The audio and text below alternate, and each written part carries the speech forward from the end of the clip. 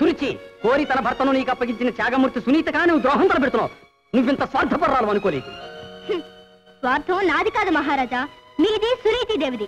తనకు బిడ్డలు కలలేదనే నిరాశతో ప్రజల్లో తన గొప్ప త్యాగమూర్తిని అనిపించుకోవాలనే దురాశతో మీకు రెండో వివాహం చేసింది.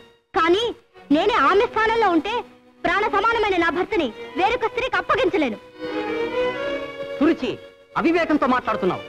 వివేకంతోనే మాట్లాడుతున్నాను మహారాజా. కేవలం తమకు వంశాకురానిచ్చే రెండో భార్యగా ఆదర అభిమానాలని అంతఃపురంలో అవమానాల పాలవుతూ ఒక్క క్షణం కూడా ఉండలేను.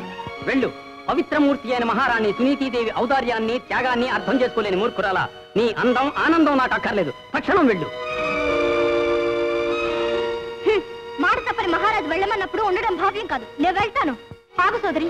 మహారాజా, ఆమె కోరిన పదవి ఇవ్వండి. నాకే పదవి అక్కర్లేదు, నన్ను వెళ్ళనివ్వండి. ఆగు సోదరి, ఆవేశపడకు. ఇక మీద ఈ రాజ్యానికి మహారాణివి నువ్వే, మహారాజు నీవాడే. సునీతి, వీల్లేదు. నువ్వు తొందరపడుతున్నావు. అలా జరగడానికి వీల్లేదు. మహారాజు చిన్న భార్య మోహంలో పడి పెద్ద భార్యకు అన్యాయం చేశాడనే అపనింద పాలు చెయ్యకు. అదే నేను అంటున్నాను. ఆడిన మాట తప్పారనే అపకీర్తి మహారాజుకు రాకూడదు. ఆ అపకీర్తినైనా భరిస్తాను కానీ నీకు అన్యాయం చేయలేను దేవి. నీ పవిత్ర ప్రేమను వదులుకోలేను. నా పవిత్ర ప్రేమ మీద నిజంగా మీకు గౌరవం ఉంటే ఆమెకు చేసిన వాగ్దానాన్ని నిలబెట్టుకోండి. లేదంటే ఈ క్షణమే నేను ఈ రాజప్రాసాదం విడిచి వెళ్ళిపోవాల్సి ఉంటుంది.